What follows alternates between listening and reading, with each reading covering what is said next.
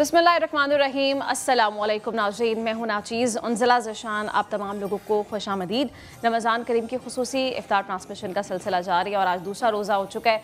उम्मीद करती हूँ कि आप तमाम लोग खैरियत से होंगे और खुशी खुजू से रमज़ान का महीना गुजारें। नाज़रीन, आज हम बात करने जा रहे हैं ज़कात, सदका और खैरात पर। ज़कात के बारे में हमें बताया गया है कि साहिब इस्तिताअत पर फ़र्ज़ की गई है और साल में एक दफ़ा आपको लाजमी जो है वो अदा करनी है। और 7.5 तोला सोना, 52.5 तोला चांदी या उसकी मालियत के बराबर कोई भी रकम आपके पास मौजूद है, उस पर ज़कात फ़र्ज़ हो जाती है और 2.5% उस मालियत का आपको अदा करना होता है। इसके साथ साथ सदका क्या है, खैरात क्या है, और कुरान मजीद में बार बार जब अल्लाह ताला ने नमाज कायम करो का हुक्म दिया, साथ ज़कात अदा करने का भी हुक्म दिया गया है। और सदका बिलखुसूस क्या है, खैरात क्या है, क्या फ़राइज़ हैं, किन को अदा करनी है, कैसे अदा करनी है और क्या तरीक़े हमारे दीन ने बता दिए हैं, उस पर हम उलमा कराम से रहनुमाई लेंगे। और कुरान मजीद में अल्लाह ताला सूरह बकरा में ये इरशाद फरमाता है कि जो कोई भी अल्लाह ताला की राह में खर्च करता है उसकी मिसाल उस दाने जैसी है जिसकी 7 बालियाँ हों और हर बाली में 100 दाने हों, और अल्लाह ताला जिसे चाहे बढ़ा चढ़ा कर पेश करे, और अल्लाह ताला दानाई वाला और हिकमत वाला है। तो नाज़रीन, अल्लाह ताला ने ख़ुद बता दिया कि जो कोई भी अल्लाह ताला की राह में ख़र्च कर रहा है उसको 7 गुना उसके माल में इजाफ़ा कर दिया जाता है। बज़ाहिर हमें लगता है कि सदका करने से, खैरात करने से हमारे माल में कमी हो रही है, लेकिन वो दर हकीकत हमारे माल में इजाफ़ा हो रहा होता है। इसके साथ साथ हमें अहादीस की रोशनी में भी ये बताया गया है कि सदका और खैरात बहुत ज़रूरी है और अदा करते रहना चाहिए, और मौत के अलावा कोई ऐसी बला नहीं है जिससे सदका टाल ना सकता हो। तो हम इन तमाम चीज़ों पर गुफ्तगू का आगाज़ करेंगे। आपको इंट्रोडक्शन करवा दूं कि हमारे साथ आज मौजूद हैं हाफिज़ मोहम्मद उस्मान साहब। अस्सलाम वालेकुम हाफिज़ साहब, वेलकम। और हमें डॉक्टर जमील साहब भी ज्वाइन कर चुके हैं। अस्सलाम वालेकुम डॉक्टर साहब। जी वालेकुम। मीनवाइल हमें अभी ज्वाइन करने वाले अलामा मोहम्मद हुसैन अकबर साहब, वो भी हमारी नशिस्त का हिस्सा होंगे। और साथ ही हमें आज ज्वाइन करें कवाल अफजल अली खान साहब और उनके हमनवा आपकी तरफ भी आएंगे आपसे अच्छा सा कलाम सुनने। लेकिन नाज़रीन, एक दफ़ा मौजू की तरफ बढ़ने से पहले हम चलते हैं किचन की जानिब। महविश हमारे साथ मौजूद हैं और महविश से पहले एक दफ़ा पूछ लेते हैं कि महविश इफ्तार में क्या क्या तैयारियाँ कर रही हैं। अस्सलाम वालेकुम महविश। कैसी हैं? अल्हम्दुलिल्लाह ठीक है, आप ठीक है महविश? जी अल्हम्दुलिल्लाह। क्या बन रहा है आज? आज इफ्तार में मैं बहुत सी मज़े की और डिशेस लेकर आई हूँ। तो आज हम बना रहे हैं चिकन ड्रम स्टिक्स, उसी के साथ हम बना रहे हैं एप्पल समोसा, और Ramzan special sugar free drink है, और उसी के साथ साथ हम 7 अप के साथ स्ट्रॉबेरी लेमनेड बनाएंगे। और मैं सबसे पहले रेसिपीज़ बता दूँ। चिकन ड्रम स्टिक्स ले रहे हैं। इसमें जो चिकन ड्रम स्टिक्स हैं वो हमने ली है सबरोसो की, वो है 12 अदद, प्याज है 1 अदद, काली मिर्च साबुत है 1 चाय का चम्मच, आलू बॉयल है 4 से 5 अदद, चीज़ है मोज़रेला 8 स्लाइसेस, धनिया है, पेपरिका है, ऑरिगेनो है 1 टीस्पून, चिकन पाउडर है 1 टीस्पून, नमक, काली मिर्च हस्बे ज़रूरत, अंडे लिए हैं 4 अदद, मैदा है इसमें तकरीबन 2 से 3 चम्मच हैं, और ऑयल हम यूज़ करेंगे डालडा कुकिंग ऑयल, क्योंकि डालडा का कहना है कि ये डालडा का रमज़ान है, और दूसरा हमारी जो माओं का 80 साल का जो एतमाद है वो डालडा के ऊपर है, क्योंकि ये क्वालिटी में कोई कंप्रोमाइज़ नहीं करता। उसी के साथ साथ हम बना रहे हैं सेकंड हमारी रेसिपी है वो है एप्पल समोसा। उसमें हम ले रहे हैं एप्पल लेने हैं ग्रीन तकरीबन 6 अदद, दालचीनी पाउडर है 1 टीस्पून, चीनी हमने पिसी हुई लेनी है 4 खाने के चम्मच। उसी के साथ हम ले रहे हैं कॉर्न स्टार्च 2 खाने के चम्मच, रोल पट्टी ले रहे हैं तकरीबन हम 1 पैकेट लेंगे, उसमें 20 से 25 अदद रोल पट्टी है, और मैदा लेंगे 4 चम्मच, और इसको भी हम फ्राई करेंगे डालडा कुकिंग ऑयल के अंदर, और उसमें हम ऊपर से कोटिंग करेंगे आइसिंग शुगर की। हमारी जो थर्ड रेसिपी है वो है Ramzan special sugar free drink है। हम शुगर का इस्तेमाल नहीं करेंगे, हम इसको बनाएंगे ऑल पर्पस दूध के अंदर। इसमें हम मिक्स नट्स का यूज़ करेंगे, और उसी के साथ साथ 1 टेबलस्पून चिया सीड, और हस्बे ज़रूरत हम इसमें आइस का यूज़ करेंगे, इसको ब्लेंड करेंगे और सर्व करेंगे। और हमारी जो फोर्थ रेसिपी है वो है 7 अप के साथ हम बनाएंगे स्ट्रॉबेरी लेमनेड। इसमें हम स्ट्रॉबेरी लेंगे तकरीबन 6 से 7 अदद, 1 ग्लास हम लेंगे 7 अप, और उसके साथ लेमन जूस लेंगे 1 टेबल स्पून, और इसको ब्लेंड करेंगे और आइस के साथ इसको सर्व करेंगे। ठीक है महविश, अभी दोबारा आपकी तरफ आते हैं और फिर मज़ीद भी आपसे जानेंगे कि क्या आज जो है आप इफ्तारी में क्या क्या मज़ीद बना रही हैं। नाज़रीन, एक दफ़ा मौजू पर आ जाते हैं और गुफ्तगू का बाकायदा आगाज़ करते हैं और जानते हैं कि सदका खैरात आखिर है क्या। ज़कात तो हम सबको पता है कि ज़कात जो है वो फ़र्ज़ की गई है, लेकिन सदका और खैरात किस तरह अदा करनी है उसके बारे में क्या कहा गया है और किन लोगों को अदा करनी है। ज़रूरी नहीं है कि आप सिर्फ अपने माल में से ही सदका करें। हदीस मुबारका में आता है, हज़रत अबू ज़र रज़ियल्लाहु अन्हु से रिवायत है कि नबी पाक सल्लल्लाहु अलैहि वसल्लम ने इरशाद फरमाया कि सदका सिर्फ ये नहीं है जो तुम अपने माल में से खर्च करो, सदका वो है जो तुम नेकी की बात करो, वो भी सदका है। अपने भाई की खुशी की खातिर मुस्कुरा दो, वो भी सदका है। किसी को बुरे काम से रोक दो, वो भी सदका है। किसी बेनिशान ज़मीन का रास्ता किसी को दिखा दो, वो भी सदका है। रास्ते से कोई पत्थर हटा दो तो वो भी सदका है। और किसी को बुरे काम से रोको तो वो भी सदका है। तो इतनी आसानियाँ पैदा की गई हैं। हाफिज़ साहब, आपसे गुफ्तगू का आगाज़ कर लें। सबसे पहले बता दीजिए कि ज़कात, सदका, खैरात, इनमें डिफरेंस क्या है और क्या बताया गया है, किस तरह से हमें अदा करना है और किन पर फ़र्ज़ किया गया और देना किस किस को है। बिस्मिल्लाहिर्रहमानिर्रहीम, रब्बि इश्रह ली सदरी व यस्सिर ली अमरी वहलुल उक़दतम मिन लिसानी यफ़क़हू क़ौली, रब्बि ज़िदनी इल्मन रब्बि ज़िदनी इल्मन रब्बि ज़िदनी इल्मा। बहुत शुक्रिया जी। जैसे ज़कात का आपने बताया शुरू में, अक़ीमुस्सलाह व आतुज़्ज़का, कुरान मजीद फ़ुरक़ान हमीद में जहाँ पर नमाज का ज़िक्र आता है वहीं पर ज़कात का ज़िक्र भी आता है। यही वजह है कि आरफ़ीन किरहतैन भी कहते हैं, सहेलियाँ भी कहते हैं आपस में नमाज और ज़कात को, कि जहाँ कुरान मजीद में अल्लाह पाक नमाज का ज़िक्र फरमाता है वहीं पर अल्लाह पाक ज़कात का हुक्म देते हैं। और कहीं पर इन्नमस सदक़ातु लिल फ़ुक़राई वल मसाकीन के नाम से सदका और ज़कात बेसिकली अगर आप इसका कॉन्सेप्ट अंडरस्टैंड करें तो तकरीबन सेम है। समझने की बात यह है कि ज़कात वह है जो आप पर फ़र्ज़ कर दी गई है, और उसके बाद सदका नाफिला की हम बात करेंगे आगे चल के। ज़कात 2.5% इस्लाम ने फ़र्ज़ की उन लोगों के लिए कि जो फ़ुक़रा हैं, जो मसाकीन हैं, फ़ी सबीलिल्लाह जो दीन के लिए काम करते हैं, या मसाजिद हैं, या वो कोई भी ऐसी चीज़ जहाँ पर हम समझते हैं कि कोशिश ये होनी चाहिए कि किसी की इज़्ज़त नफ्स को मजरूह किए बगैर उस तक ये ज़रूर पहुँचे।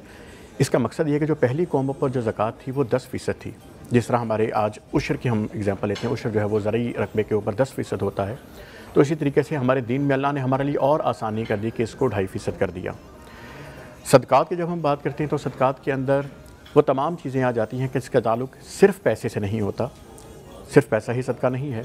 सदका वो है कि जिस तरह आपने बताया कि अगर हम किसी के लिए कोई आसानी का सबब भी बनते हैं तो वो भी सदका है। मुस्कुराहट को सदका कहा गया है। लेकिन इसके अंदर बहुत सारी चीज़ें हैं कि जैसे सरकार दो आलम सल्लल्लाहु ताला अलैहि वसल्लम की एक हदीस मुबारका का मफ़हूम है कि जिसमें आपने फरमाया कि तुम ये ना समझो कि ज़कात देने के बाद अल्लाह का हक़ तुमने अदा कर दिया, इसके आगे भी तुम्हें बढ़ना है। अब जब कुरान पाक में बार बार अनफ़िक़ू की तकरार आती है ना, तो एक बार सहाबा किराम रिज़वानुल्लाहि ताला अलैहिम अजमाइन ने बहसियत मजमू ये सवाल भी पूछा कि सरकार दो आलम सल्लल्लाहु अलैहि वसल्लम, आप हमें इरशाद फरमा दीजिए कि हमें कहाँ तक देना है। तो जवाब आया कुल आफ़ू, जो भी ज़्यादा है दे डालो। इसमें बहुत बारीक नुक्ता समझने वाला है कि दीन कभी भी आपके ऊपर ये नहीं कहता कि आपने ये करना है, जबर नहीं है। ला इकराह फिद्दीन, दीन में कोई जबर नहीं। लेकिन हाँ, दीन आपको ये ज़रूर सिखाता है कि अगर आपके पास ज़्यादा है तो वो आपने ज़्यादा देना भी है। एक मिसाल मैं आपके सामने रखता हूँ। बहुत सारे लोगों के लिए एक दिलचस्प बात होगी कि सरकार सल्लल्लाहु ताला अलैहि वसल्लम के ज़ात पर कभी भी ज़कात वाजिब क्यों नहीं हुई? क्योंकि आपके पास सारी ज़िंदगी इतना माल ही नहीं बना, इतना नसाब ही नहीं बना। इसी तरीके से बहुत सारे फ़ुक़रा सहाबा जो हैं, हज़रत अबू ज़र ग़फ़ारी रज़ियल्लाहु ताला अन्हु, हज़रत सलमान फ़ारसी रज़ियल्लाहु ताला अन्हु, हज़रत अबू हुरैरा रज़ियल्लाहु ताला अन्हु और मौलाए कायनात हज़रत अली अल मुर्तज़ा रज़ियल्लाहु ताला अन्हु, कितनी बड़ी शख्सियात हैं कि इनके पास कभी नसाब नहीं बना क्योंकि जमा नहीं किया, जो था दे डाला। ये पॉइंट बड़ा इंपॉर्टेंट है। हम जब ब्रेक से वापस आएंगे ना तो इस पर ज़रा तफसीलन गुफ्तगू करते हैं। अभी अल्लामा साहब को एक दफ़ा शामिल गुफ्तगू कर लें। डॉक्टर साहब फिर आपकी तरफ भी आते हैं। अल्लामा साहब, जैसे आज हम बात कर रहे हैं ज़कात के हवाले से, तो हमें बताया गया है कि रोज़ा जिस्म की ज़कात है, यानी अल्लाह ताला ने जिस्म के लिए भी ज़कात का ज़रिया रखा है। तो ज़कात की कितनी अहमियत है और क्या किन किन चीज़ों पर ज़कात फ़र्ज़ की गई है? क्या आपके जो पास जो अशिया मौजूद हैं, किन किन चीज़ों पर हमें ज़कात अदा करनी है? बिस्मिल्लाहिर्रहमानिर्रहीम, बहुत बहुत शुक्रिया। कुरान करीम में जिस ज़कात के मानी और मफ़ाहीम को हम समझते हैं, उसके लिए सूरह तौबा में लफ्ज़ सदक़ात इस्तेमाल हुआ है जी। इन्नमा सदक़ातु लिल फ़ुक़रा वल मसाकीन, आगे मसारफ़ भी बता दिए कि 8 किस्म के उसके मसरफ़ हैं कि ये सदक़ात जो हैं जिसके लिए हम ज़कात जिसको कहते हैं और जिसके निसाब मुकर्रर हैं उसकी लफ्ज़ सदक़ात इस्तेमाल हुआ है। ज़कात तज़किया नफ्स के माने में है, पाकीज़गी के माने में है, माल को पाक करना, नफ्स को पाक करना। कद अफ़लह मन तज़क्का जिस तरह कहा गया कि जिसने वो कामयाब हुआ जिसने अपने नफ्स का तज़किया नफ्स किया। ये जो कुरान करीम में आयात के साथ अकीमुस्सलात व आतुज़ ज़कात ये दोनों मानी में आ रहा है। तीसरी चीज़ आ रही है जो सदक़ात और खैरात की है, वो ज़कात जो है जिसे हम अपने मानी और मफ़ाहिम में समझते हैं, अपने उर्फ़ में समझते हैं, वो शराइत के साथ 8 चीज़ों पर वाजिब है जी। पहली किस्म नबातात की है। ठीक। नबातात में गंदम है, जौ है, अंगूर है, खजूर है। सही। फिर उसके निसाब को देखा जाता है कि किस वक्त वो ज़कात वाजिब होती है। गंदम में जब आजकल गंदम का मौसम है और उसमें सिट्टे बन चुके हैं और उसमें दाने जो हैं बनना शुरू हो चुके हैं, ज़कात वाजिब हो चुकी है। लेकिन अदायगी कब होगी? जब दाने भूसे से अलग किए जाएंगे। इसी तरह बाकी चीज़ें जो हैं फिर उसके निसाब है, शराइत हैं कि इतनी मिकदार हो, हर एक का निसाब मुख्तलिफ है। जौ है, खजूर है, अंगूर है, हर एक का निसाब अलग। ये तो 4 चीज़ें हैं जिनका ताल्लुक़ है नबातात के साथ। दूसरी चीज़ें हैं जिनका ताल्लुक़ है हैवानात के साथ। ऊँट पे ज़कात है, गाय पे ज़कात, गाय भैंस एक ही ज़ुमरे में आ जाती है। बकरियों पे ज़कात है, हाँ जी, तो ये हैवानात आ जाते हैं। फिर आगे मादनियात आ जाते हैं, उस पर ज़कात है, उसमें सोना चांदी ज़ेवरात या जो ये चीज़ें हैं इस पर ज़कात वाजिब है। तो कुल टोटल तकरीबन 9 चीज़ें हैं कि जिन पर ज़कात जो है वो वाजिब होती है। उनका फिर हर एक का अलग अलग निसाब है, उसका मौसम अलग है। ज़रूरी नहीं कि माह रमज़ान में ही ज़कात दी जाए, प्रेफर करते हैं कि जहाँ जहाँ जब वो उसका निसाब पूरा होता है, जो उसका ज़माना आता है उस वक्त उसको देना वाजिब हो जाता है। रमज़ान की फजीलत है, बहुत ज़्यादा फजीलत है कि ये एक नेकी जो 10 बराबर शुमार होती है, माह रमज़ान में 30 बराबर शुमार होती है। कुरान की एक आयत हम तिलावत करते ख़त्म है, कुरान का सवाब मिलता है। अल्लामा साहब ज़्यादा अल्लामा साहब हम ब्रेक के बाद वापस आएंगे तो इस पर भी बात करेंगे कि जो लोग नहीं अदा करते हैं उनके लिए क्या हुक्म फरमाया गया। नाज़रीन अभी ब्रेक पे जाना है और अज़ान असर का भी वक्त हुआ है, तो आपको ब्रेक के बाद ज्वाइन करते हैं।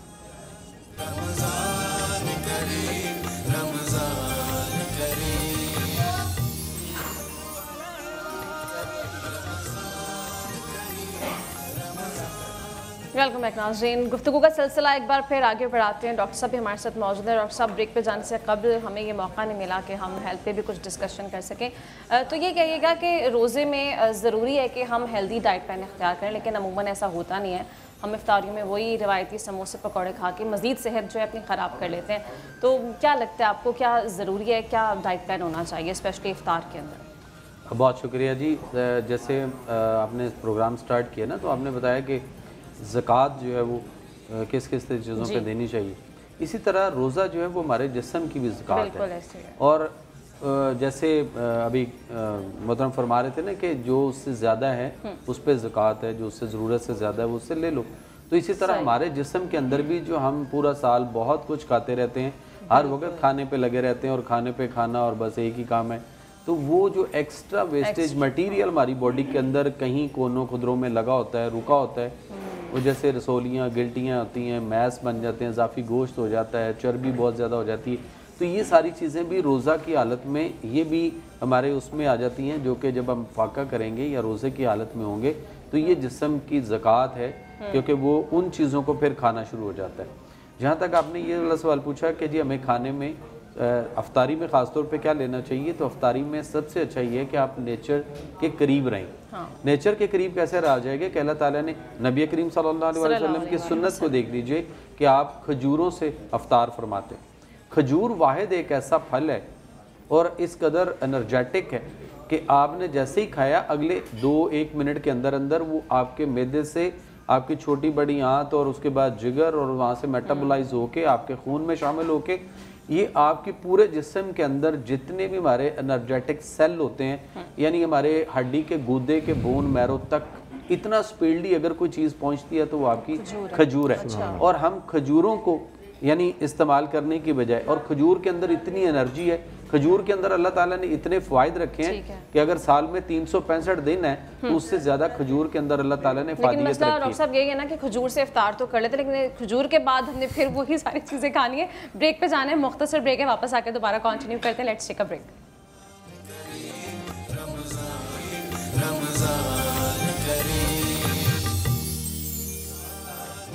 वेलकम बैक नाज़रीन। ब्रेक के बाद आपको बताएं कि कराची में रहने वालों के लिए खुशखबरी है। वो ये है कि wild venture water park Karachi में बन चुका है और यहाँ पर लोगों को मुफ्त मेंबरशिप दी जाएगी, उन लोगों को जो कि JNN के नाज़रीन हैं।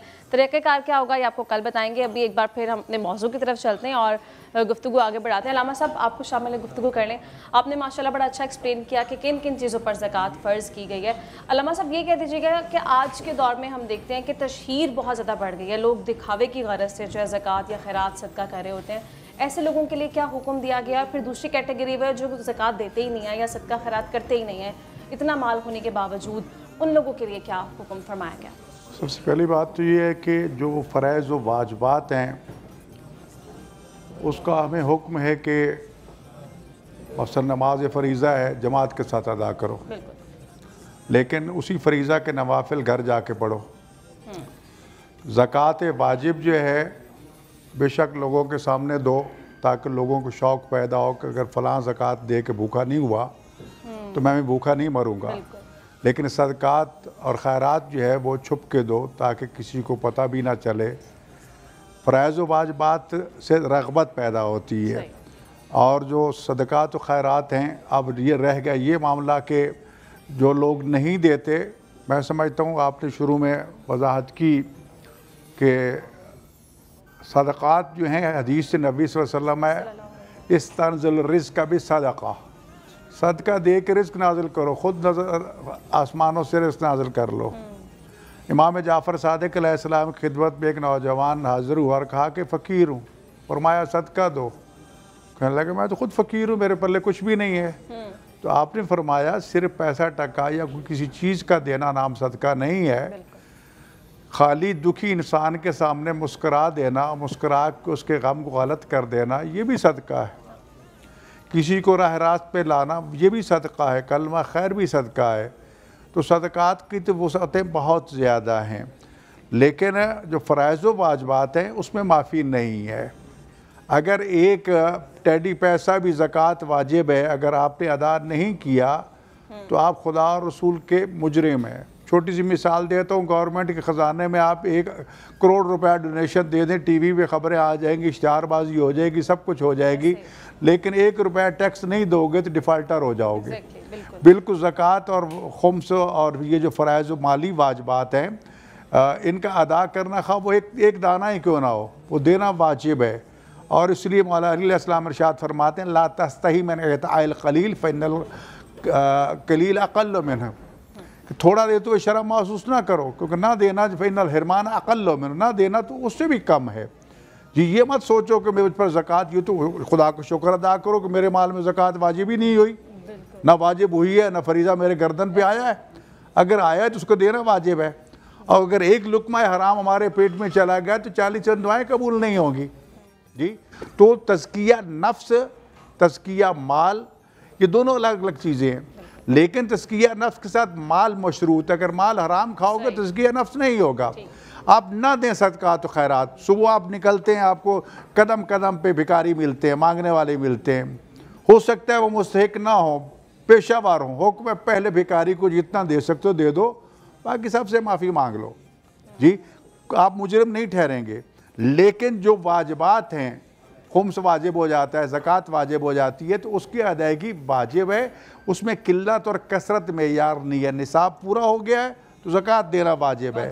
रमज़ान का होना भी कोई ज़रूरी नहीं है, पूरे साल में किसी वक्त भी वो ज़कात वाजिब हो सकती है, जब वाजिब हो फिलफौर उसको अदा कर, उसकी ताख़ीर इजाज़त नहीं है। फिर जिस तरह उसके वजूब की शराइत हैं कि ये शर्तें हों, इसी तरह जिसको देना है उसको भी देखना है। सदक़ात व खैरात किसी को भी दे सकते हो, लेकिन ज़कात या खुम्स से ये जो वाजिब चीज़ें हैं उसके लिए जिसको दे रहे हो सबसे पहले मुसलमान होना शर्त है। ज़कात में एक मद है मुअल्फ़तुल क़ुलूब की कि गैर मुस्लिमों के दिलों को नरम करने के लिए आप दे सकते हैं, लेकिन बाकियों के लिए इस्लाम व मोमिन होना शर्त है जी।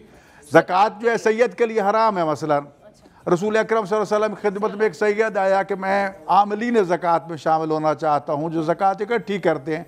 फरमाते हैं नहीं, आप उसमें भी ना जाएं। हालांकि वो काम करके मजदूरी लेनी है, आपने तनख्वाह लेनी है, उसी में से लेनी है, लेकिन उसको मना किया गया। उनके लिए खुम्स मुकर्रर किया गया है, जो कुरान करीम का हुक्म है। 10वें पारे की पहली आयत। इसको पाकिस्तान में करोड़ों सादात मौजूद हैं। ज़कात सदका उनके लिए हराम है। क्या वो भूखे मर जाएं? औलाद रसूल है, क्या उनकी खिदमत हम पे वाजिब नहीं है? कुरान ने खुम्स की सूरत में वो चीज़ें वाजिब की है। इस वक्त जो फ़ुक़रा मसाकीन के लिए भी ये देखना ज़रूरी है कि वो सौम सलात के पाबंद हों। आप इधर ज़कात दें, वो हराम पे उड़ा दें, दोबारा देना वाजिब है। गलत तक पहुँचाया, आपको पता चल गया, दोबारा दो। हुकूमत ज़कात वसूल करती है, क्यों हम हुकूमत को इनकार करते हैं, नहीं देते? अब तो हुकूमत ने सबको आम कर दिया ना, जो नहीं ज़कात ना देना हराम है, माने ज़कात काफिर है। मुनकर ज़कात काफिर है, माने ज़कात एक और चीज़ है कि मुस्तहिक को देना है। मुस्तहिक नहीं मिलता, सबसे पहले तो अपने अहलो अयाल में देखो। बताना ज़रूरी नहीं है अहलो अयाल को मैं आपको ज़कात दे रहा हूँ, ताकि उसकी इज़्ज़त नफ्स मजरू ना हो जी। नहीं है तो पड़ोसियों में देखो, नहीं है तो फिर दूसरे शहर में लेके जाओ। अगर दूसरे शहर में जाते हुए माल ज़ाया हो जाता है तो दोबारा अदा करना वाजिब हो जाता है। गलत बंदे तक पहुँच गया जब मुस्तहिक नहीं है। मसलन एक ख़ानदान का सरबरा बंगी, चरसी, शराबी इस किस्म का है, लेकिन अफराद जो फ़कीर है, मिस्कीन है, तो फिर उन फ़कीर बच्चों को जाके दो या चीज़ें ख़रीद के उन तक पहुँचा दो जो उनकी ज़रूरत है। लेकिन उनको बाउंड करना ज़रूरी नहीं है। हुकूमत ने कई दफ़ा मनसूबे बनाए जी हम कारखाना लगा देते हैं, हम जी उनको बिज़नेस कर देते हैं। नहीं, माले ज़कात से हुकूमत कुछ नहीं कर सकती। आपका काम है मुस्तहिक तक पहुँचाना, आगे उसकी मर्ज़ी उसको कहाँ पर वो खर्च करे। आप कहें मैं तुम्हें कपड़े देता हूँ तो उसको ज़रूरत हो खाने की, भूखा मर रहा हो, तो मेरी तरजीह का क्या फ़ायदा? तो लिहाजा ये मामला उस पर छोड़ना चाहिए। उसका इस्तेकाक भी देखना ज़रूरी है, और देने वाले का इस्तेकाक भी कि उस पर शराइत वाजिब हैं या नहीं, ये इन शराइत का ख्याल रख के, क्योंकि ये फरीज़ा वाजिब है, इसके अदा न करने से आपका माल हराम हो जाएगा, और हराम माल का एक लुकमा तुम्हारी दुआओं को कबूलियत से रोक देता है। दूसरा है तज़किया नफ्स। अभी मसलन डॉक्टर साहब फरमा रहे थे, रसूल अकरम सल्लल्लाहु अलैहि वसल्लम का फरमाना तसूमू तसेहू, रोज़े रखो सेहतमंद हो जाओ जी। खुद रोज़ा जो इंसान को बीमारियों से महफूज करता है, तो लिहाजा रोज़ा आम हालात में रखना चाहिए। माह रमज़ान के तो वाजिब रोज़े हैं, फ़र्ज़ रोज़े हैं जी, उसमें तो माफ़ी नहीं है, सिवाय उन लोगों के जो मरीज़ हैं, नहीं रख सकते, मुसाफिर हैं। लेकिन मुसाफिर फिर कज़ा वाजिब हो जाएगी। तो वो शराइत जो कुरान ने बयान फरमाई हैं, तो ये रोज़ा लअल्लकुम तत्तकून, इसका नतीजा खुद भी देख लो कि आप बुराई से बचना शुरू हो गए हैं, अल्लाह की नाफरमानी करना छोड़ दी है, फ़राइज़ व वाजिबात को अदा करना शुरू कर दिया है, तो आपका रोज़ा कबूल है। इन्ना सलात तन्हा अनिल फ़ाहिशा वल मुनकर, नमाज़ पढ़ते हैं, पत्नी कबूल हुई है कि नहीं हुई? अगर नमाज़ पढ़ के बुराई बेहयाई से रुक गए हो तो समझो आपकी नमाज कबूल है। तो लिहाजा माह रमज़ान में इसलिए फजीलत है कि एक नेकी जो है वो 30 बराबर, बल्कि 70 बराबर, बल्कि जितना खुदा चाहे उसको इजाफ़ा कर देता है। सदक़ात व खैरात की मिसाल जो कुरान करीम ने दी है, बड़ी सादा सी मिसाल है कि अल्लाह की राह में एक दाना जो आप देते हो ना, तो आप कुरान ने मिसाल दी कि उस गंदम के दाने की तरह से उसका आप बोते हो, एक से वो 100 दाना निकलता है, 100 से 700 निकलता है, और 700 के बाद अल्लाह ने मुतलकन छोड़ दिया कि अल्लाह जितना उसको बढ़ाना चाहे बढ़ा दे। एक बोरी बीज डालते हो, 100 बोरी निकालते हो। ये खैरात और सदक़ात की। और फिर रहमान के वादे पे यकीन करो, शैतान के वादे पे ना करो। शैतान कहेगा भूखे मर जाओगे, फ़कीर हो जाओगे, कमी हो जाएगी।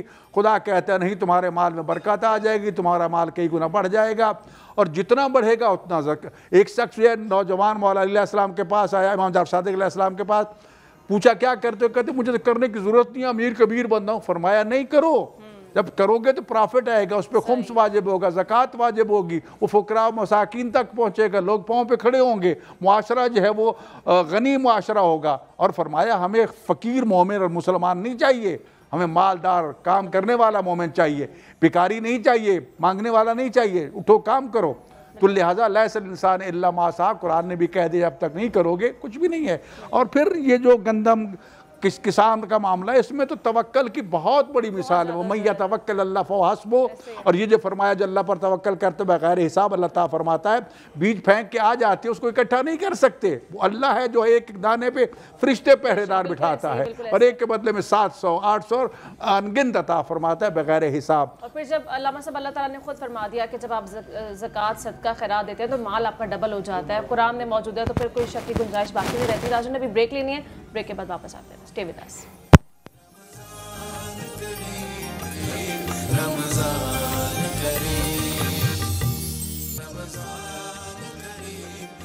वेलकम बैक नाज़रीन। गुफ्तगू का सिलसिला एक बार फिर आगे बढ़ाते हैं और हाफिज़ साहब आपको शामिल गुफ्तगू करें। ब्रेक पे जाने से पहले अल्लामा साहब ने बड़ा खूबसूरती से एक्सप्लेन किया कि किसको ज़कात देनी चाहिए, मुस्तहिकीन कौन है। आप ये बता दीजिए कि वो लोग एक तो जो ज़कात अदा नहीं करते उनके लिए क्या हुक्म है, और फिर वो लोग जो मुस्तहिक नहीं है लेकिन उसके बावजूद ये ढोंग या ड्रामा करते हैं कि वो ज़कात के मुस्तहिक हैं और ज़कात दे रहे हैं, उनके लिए भी क्या हुक्म बताएं। देखिए, गदागारी की तो मजम्मत की गई है दीन इस्लाम में, और जिनको आपने फरमाया, जिस तरह भी एक सवाल पूछा आपने, अल्लाह पाक के बाद सरकार दो आलम सल्लल्लाहु अलैहि वसल्लम हमारे लिए सबसे अजीम हस्ती हैं। सरकार ये फरमाते हैं कि पूरी उम्मत मुस्लिमा में सबसे नरम दिल शख्सियत हज़रत अबू बकर सिद्दीक़ रज़ियल्लाहु तआला अन्हु है। ये वही अबू बकर सिद्दीक़ है कि ग़ज़वा तबूक के मौके पर कि जब सरकार सल्लल्लाहु तआला अलैहि वसल्लम ने ये कहा कि दीन की खिदमत के लिए आप अपनी अशिया कुछ भी लेकर आ सकते हैं, नहीं ज़कात से ऊपर क्या है, सदकात। तो उमर फ़ारूक से जब पूछा कि घर क्या छोड़ कर आए हो, तो उन्होंने कहा कि आधा ले आया, आधा घर छोड़ आया। तो जब अबू बकर सिद्दीक़ से पूछा तो उन्होंने कहा कि अल्लाह और उसके रसूल को घर छोड़ आया हूँ, सब कुछ यहाँ ले आया। और यही अबू बकर सिद्दीक़ का आप जलाल देखिए कि जब सरकार दो आलम सल्लल्लाहु तआला अलैहि वसल्लम रहलत फरमा देते हैं, तो उसके बाद जब ज़कात का वक्त आया और मुनकरीन ज़कात ने कहा हम ज़कात नहीं देंगे, तो आपने गुस्से से कहा कि मैं उनके ख़िलाफ़ जहाद करूँगा। तो हज़रत उमर फ़ारूक ने यह पूछा कि अबू बकर, क्या आप उन अहले इस्लाम के ख़िलाफ़ जहाद करेंगे कि जिन्होंने कलमा पढ़ा, हमारे साथ नमाज़ पढ़ते हैं? तो आपने सख्त अल्फाज बोले, मैं उसका तर्जुमा वो नहीं कर रहा, लेकिन आपने ये कहा कि उमर, तुम जाहिलियत के ज़माने में तो बहुत सख्त थे, अब इतने नरम दिल कैसे हो गए? याद रखो कि सरकार के दौर में अगर कोई शख्स ऊँट और उसके साथ एक रस्सी भी ज़कात में देता था, और अब वो ऊँट दे रहा है और रस्सी नहीं दे रहा, तो अबू बकर सिद्दीक़ उसका भी सर कलम करेगा, और उनके ख़िलाफ़ जहाद का ऐलान किया गया। तो याद रखिए कि जहाद का ऐलान उस वक्त किया जाता है कि जब एक चीज़ एक्सट्रीम पर आ गई ना, तो ज़कात जो है उसको छोड़ देना ये जुर्म है, इस्लाम के अंदर जुर्म है। और वो लोग जो मुस्तहिक नहीं है और उसके बावजूद ये बात करते हैं, तो दीन ने उनकी मजम्मत की है। हम सब लोग जो अल्लाह पाक ने हमें शऊर अता फरमाया है, देखिए शऊर और शऊर के दरमियान जो फ़र्क है वो आइन है, इल्म है ना। तो आपके पास इल्म होना चाहिए कि आया ये बंदा या ये बंदी मुस्तहिक है कि नहीं, और दीन आपको ये इजाज़त देता है कि आप ऐसे लोगों को इनकार कीजिए। सिर्फ उन लोगों को देना है कि जो उस पैमाने पर पूरे उतरते हैं, या एक पैमाना वो है कि जो हमने मुतय्यन करना है, और वो ये है कि किसी की इज़्ज़त नफ्स मजरू ना हो, और हमें मालूम हो कि ये एक सफ़ेद पोश है, ये वो ख़ानदान है कि जो डिज़र्व करता है, तो अपनी इमदाद उन तक ज़रूर पहुँचाएं। सबसे मुख्तसर ये भी बता दें कि आजकल चैरिटी सेंटर्स हैं, ज़कात सेंटर्स बने हुए हैं, वो आपके ज़कात आपसे लेते हैं और वो कहते हैं कि हम मुस्तहिकीन तक पहुँचाएंगे। हमें कैसे पता चल रहा है फिर उनके थ्रू अगर ज़कात जा रही है? देखिए, उसका पैमाना चूँकि मैं तो मालूम नहीं कर सकता कि उन्होंने कहाँ पर दिया, तो इन्नमल आमालु बिन्नियात, सरकार का जो हदीस मुबारक हमारे सामने रोशन मौजूद है कि हमारी नीयत ये थी कि वो मुस्तहिक तक पहुँच जाए, आगे उनका अमल है वो अल्लाह को जवाब दें। और नाज़रीन, अभी इफ्तारी का टाइम भी नज़दीक आता जा रहा है, महविश तैयारी में मसरूफ़ है। महविश आपके पास भी अभी आते हैं, क्या कितना तैयारी आपकी हो चुकी है, क्या क्या बन चुकी है? तैयारियाँ जो हैं वो कंप्लीट हो चुकी हैं, हमारी सारी रेसिपीज़ जो हैं वो ड्रम स्टिक्स बना रहे हैं आप? ड्रम स्टिक्स भी बन चुकी हैं, हमारे जो एप्पल समोसा है वो भी बन चुके हैं। डॉक्टर साहब, ड्रम स्टिक्स फिर बन रहे हैं इफ्तारी में, आपने कहा खजूर के बाद जो है ना, खजूर से चलो इफ्तार कर लिया, उसके बाद ड्रम स्टिक्स खा लें, फिर हम उस पर भी हाथ रोके। ऐसी चीज़ें खाएंगे तो फिर ऑटोमेटिकली जो हमारे वो जो रोज़ा रखो सेहत याब हो जाओगे। अब क्यों हमारे यहाँ रमज़ान में क्लिनिक और जो OPDs हैं या शाम को जो मेडिकल सेंटर है उनके अंदर रश इसी वजह से बढ़ जाता है। एक और चीज़ है कि अगर हम खाएं भी तो चलें, अगर कोई चीज़ खाना चाह रहे हैं तो थोड़ी लें, और थोड़ी मिकदार में थोड़ी थोड़ी चीज़ें बना लें, ना कि हम बहुत ज़्यादा दस्तरखान पे इतनी चीज़ें रख लें और फिर जो बच जाती हैं उनको हम अगले दिन के ऊपर रखते हैं, और या रात गए तक उसको जब हम खाते हैं तो ओवर ईटिंग और बसियारखोरी जो होती है वो, क्योंकि ये वो चीज़ें हैं जिसको आप बतौर जायका टेस्ट के तौर पर तो ले सकते हैं, बट जायका जो है वो खुराक नहीं होता। चूँकि मैं अक्सर कहता होता हूँ कि खुराक को अद्वियात के तौर पर खाएँ, वरना अद्वियात खुराक की तरह खाना पड़ेंगे। तो फिर अगर हम इनको इतना ही ज़्यादा इनटेक करेंगे और इसके साथ हम ठंडे मशरूबात लेंगे, हालांकि असूल ये है कि हमारा मैदा जो है वो सारा दिन का और हमारे जिस्म पट्टे सब जो है वो हरारत की कमी का शिकार है ना, एनर्जी नहीं मिली, तो हमें शाम को जो है वो हरारत वाली चीज़ें लेनी चाहिए, जैसे खजूर है, बादाम है और मुख्तलिफ जो मेवाजात हैं वो ले लिए जाएं और उसके साथ गर्म दूध लिया जाए, वो ज़्यादा बेहतर है। या कावा लिया जाए। लेकिन आजकल हमारे यहाँ ट्रेंड है वो दूध सोडे का बड़ा निकला है और वो कितनी नुकसान नहीं, दूध में सोडा तो नहीं डालना ना, दूध तो अल्लाह के नबी सल्लल्लाहु अलैहि वसल्लम ने फरमाया कि दूध एक मुकम्मल ग़िज़ा है, तो उसमें या दूध ऐड कर लें या कोई शक्कर जी वो जो नेचुरल चीज़ें हैं ना वो हो सकती हैं, शहद शामिल हो सकता है। अल्लाह ने फरमाया ना कोई कुरान के अंदर के जन्नत में दूध में यानी शहद की नरें मतलब वो शामिल होगा, तो वो वाली चीज़ों पे हमें देखना चाहिए। अगर हम ये शाम में कोल्ड ड्रिंक्स वगैरह का इस्तेमाल करेंगे तो हमारे गुर्दे जो बिल्कुल खाली पड़े हैं इन पे इफेक्ट होगा और फिर हमारे गुर्दे फेल होने की तरफ जाएंगे। चूँकि मेरे पास बेशुमार पेशेंट्स आते हैं इलाज के लिए ना, तो वो यही सूरत हालात है उनकी कि वो इन सारी चीज़ों से अपने आप को काफ़ी कुछ बिगाड़ चुके होते हैं। ठीक है डॉक्टर साहब, सहरी की डाइट क्या होगी ये भी आपसे पूछेंगे, लेकिन अभी पहले हम चलते हैं अफजल अली खान और उनके हमनवा हमारे साथ हैं, उनसे कलाम सुनते हैं और फिर जो है हमें ब्रेक पे भी जाना है।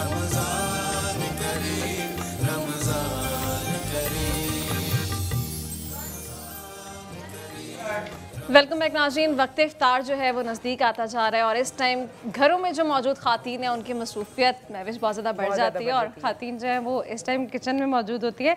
तो महविश आपकी तैयारी हो चुकी है? फिर आप मेरी इफ्तार की सारी रेसिपीज़ जो हैं वो कंप्लीट हो चुकी हैं, जिसमें मैंने चिकन ड्रम स्टिक्स बनाई हैं, उसके साथ एप्पल समोसा जिसको एप्पल पाए भी बोलेंगे, और उसके साथ 7 अप के साथ हमने स्ट्रॉबेरी लेमनेड बनाया है और ऑलपर्स का इस्तेमाल करते हुए ऑलपर्स का इस्तेमाल किया है मैंने रमज़ान स्पेशल ड्रिंक के अंदर। इसमें मैंने बहुत सारे नट्स यूज़ किए हैं, ऑलपर्स का दूध यूज़ किया है, लेकिन इसमें मैंने शुगर को ऐड नहीं किया, बल्कि हमने नेचुरल मीठा जो खजूरों के साथ है उसके साथ हमने अपना ड्रिंक बनाया है। तो मैं थोड़ा सा इसका बताती चलूँ कि हमने ड्रम स्टिक्स में क्या क्या यूज़ किया है। इसमें मैंने यूज़ किए हैं सबरोसो के ड्रम स्टिक्स हमने लिए हैं, जो कि बिल्कुल नीट क्लीन उसका मीट होता है और उसको मैंने बॉयल किया। और फिर सबरोसो का नाम जब भी हम सुनते हैं तो हमारे जहन में मज़े मज़े की इफ्तारी और वो सारी चीज़ें आती हैं जो कि इफ्तारी में है, बहुत दिल का हैं बिल्कुल, और क्वालिटी पे कोई कंप्रोमाइज़ नहीं है और इनके जितने भी जो फूड है वो बड़ा ज़बरदस्त। अच्छा, सबरोसो बात हमें फ्राइड के अलावा बेक भी बिल्कुल उसको हम एयर फ्राई भी कर सकते हैं, उसको हम बेक भी कर सकते हैं और उसको शैलो फ्राई भी कर सकते हैं, अवन भी कर सकते हैं। उसकी हर वैरायटी में डिफरेंट और उसमें अच्छी बात यह है कि चाहे आप बेक करें या उसको फ्राई करें, उसमें जो क्वालिटी है वो कॉम्प्रोमाइज़ नहीं होती, टेस्ट कॉम्प्रोमाइज़ नहीं होता। बिल्कुल ऐसे ही है। और मैंने इसकी जो ड्रम स्टिक्स यूज़ की हैं उसके साथ हमने अपनी ड्रम स्टिक्स को जो फ्राई किया है वो है डालडा कुकिंग ऑयल के अंदर, क्योंकि 80 साल से हमारी माओं का जो एतमाद है वो डालडा कुकिंग ऑयल के ऊपर है और क्योंकि इसकी जितनी भी क्वालिटी बिल्कुल कंप्रोमाइज़ नहीं करते इस पे। और हम हमेशा सुनते हैं कि जहां ममता वहां डालडा, क्योंकि डालडा कभी भी क्वालिटी पे कॉम्प्रोमाइज़ नहीं करता और यही वजह है कि पाकिस्तान में जितनी माएँ हैं वो 80 साल से डालडा पे भरोसा कर रही हैं और स्पेशली माओं की प्रेफरेंस होती है कि वो डालडा का ही इंतखाब करें। तो दूसरा मैं ये बताना चाहूँगी कि डालडा कुकिंग ऑयल के अंदर जैसे ही मैंने ये ड्रम स्टिक्स फ्राई करें, समोसे पकौड़े कुछ भी फ्राई करें, तो आपको बहुत ग्रीसी वो नहीं आएगा टेक्सचर इसका, बहुत लाइट होता है। जैसे ही आप उसको डिश आउट करते हैं तो उसका जो ऑयल है वो बिल्कुल नहीं उसको ऊपर लगा होता। तो ये हेल्दी भी है और टेस्टी भी है।